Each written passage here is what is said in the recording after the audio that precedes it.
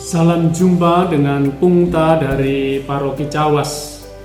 Renungan kita pada Minggu Palma ini diambil dari Injil Lukas bab 22 ayat 14 sampai bab 23 ayat 56.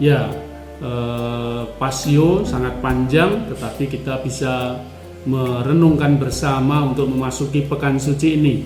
Kita siap untuk memasuki pekan suci? Pungta lovers yang terkasih, renungan kita berjudul Trial by Mob. Ketua Setara Institut Bapak Hendardi pernah mengatakan bahwa putusan hakim terhadap kasus BTP itu bernuansa trial by mob. Di satu sisi, hakim mempertimbangkan ketertiban sosial akibat penodaan agama. Di sisi lain, hakim tidak melihat sejarah bagaimana peristiwa itu muncul akibat politik identitas yang dijadikan alat untuk kontestasi pilgub pada waktu itu. Tekanan massa yang bertubi-tubi dan gelombang yang terus-menerus menekan mengakibatkan hakim tidak bisa memutuskan perkara secara objektif.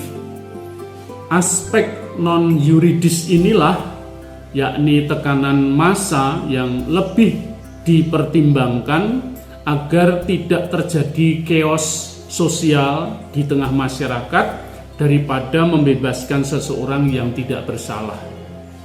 Sumber putusan yang legitim bukan didasarkan pada perundang-undangan, tetapi lebih pada tekanan massa, kerumunan massa yang mengancam.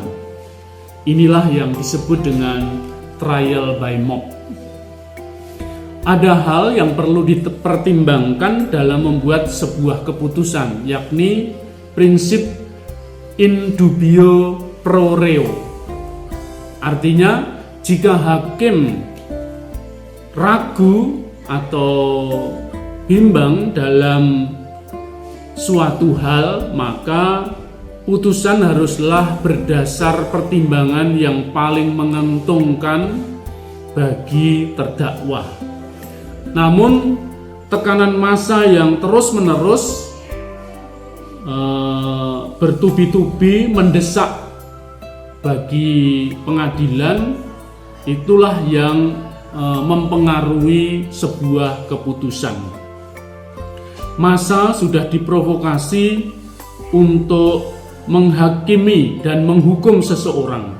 Mereka mengepung gedung pengadilan dengan teriakan-teriakan yang sangat keras melalui toa.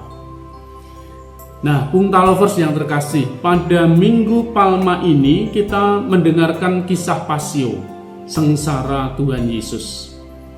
Dia diadili oleh pengadilan rakyat yang bengis. Para imam kepala, ahli-ahli Taurat, dan tua-tua bangsa Yahudi itu yang menjadi provokatornya. Pilatus, wali negeri, tidak menemukan kesalahan apapun dalam diri Yesus. Begitu pula Herodes.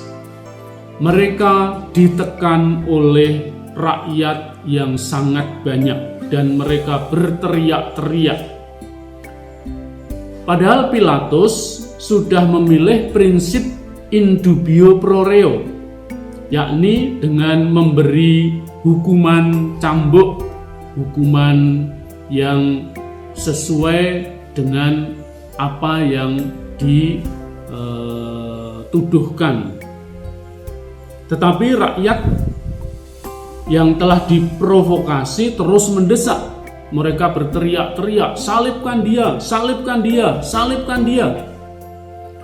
Bahkan sampai 3 kali Pilatus bertanya, kejahatan apa yang sebenarnya telah dilakukan orang ini? Tidak ada suatu kesalahan pun yang kudapati padanya yang setimpal dengan hukuman mati. Tetapi dengan berteriak-teriak mereka mendesak dan menuntut supaya Yesus disalibkan. Dan akhirnya Pilatus mengabulkan tuntutan mereka.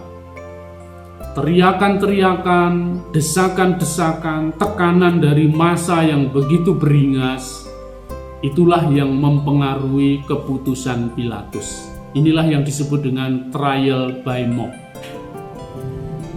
Bapak Ibu, saudara-saudari, mari kita merenungkan diri pada pekan suci ini. Di manakah kita dalam situasi krusial seperti itu? Peran apa yang kita mainkan saat mengadili seseorang, menuduh seseorang? Apakah kita larut dalam kumpulan massa yang mudah diprovokasi? Apakah kita justru menjadi provokatornya seperti para ahli-ahli kitab, tua-tua atau tokoh-tokoh masyarakat yang dihormati, yang mestinya mereka itu tahu menilai baik buruk, benar salah, namun mereka justru menjerumuskan banyak orang? Atau kita ini adalah Pilatus yang tidak konsisten, ragu-ragu, takut pada suara orang banyak? Atau kita adalah murid-murid yang lari ketakutan meninggalkan Yesus menghadapi hinaan, cemoohan, ejekan, dan penderitaan itu seorang diri?